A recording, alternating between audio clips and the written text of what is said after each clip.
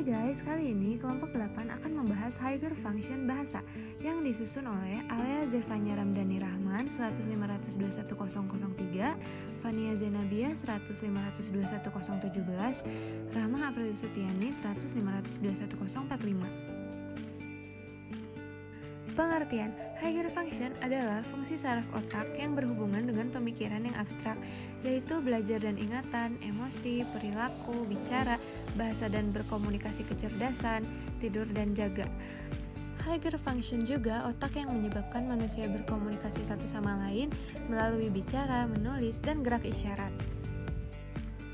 Area otak dan proses dalam bahasa. Area otak yang paling penting dalam kegiatan berbahasa yaitu otak besar. Bagian pada otak besar yang paling terlibat dalam pemrosesan bahasa yaitu korteks cerebral. Untuk pemrosesan bahasa sendiri dikontrol oleh hemisfer kiri.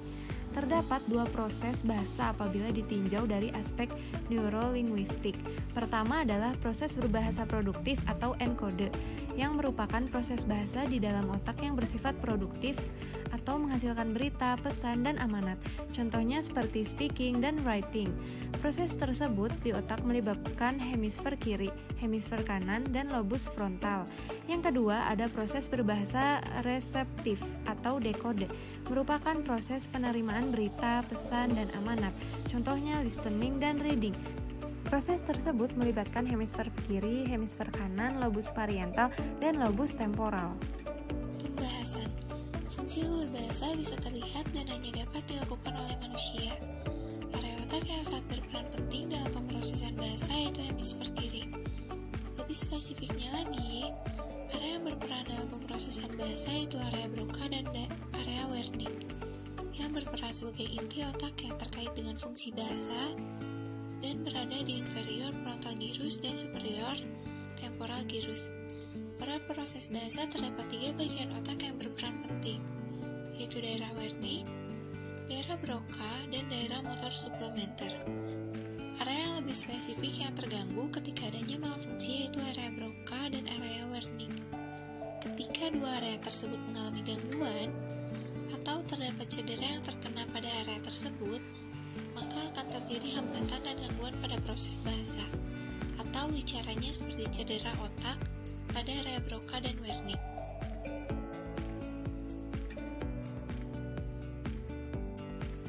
Yang pertama, polyglot, atau kemampuan menuturkan beberapa bahasa dengan sangat mahir.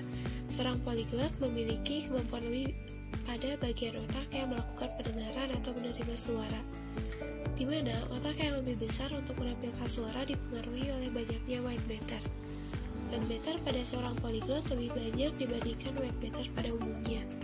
Kedua, bilingual, atau kemampuan menguasai dua bahasa dengan baik. Ketika seseorang terus-menerus mempelajari bahasa, maka white matter-nya akan bertambah banyak, di mana bagian white matter yang mengalami perubahan ini merupakan salah satu area yang memproses semantik atau makna dari kata. Kemudian yang ketiga, yaitu menyusun kata dengan baik, seperti membuat puisi dan quotes dengan penempatan kata yang baik. Belahan otak kiri memayungi kegiatan akademik, intelektual, dan bahasa, atau pusat bahasa dan ideasi bahasa. Sementara belahan otak kanan memayungi kegiatan artistik, kreatif, dan naluriah, atau pada pusat ideasi yang bukan bahasa.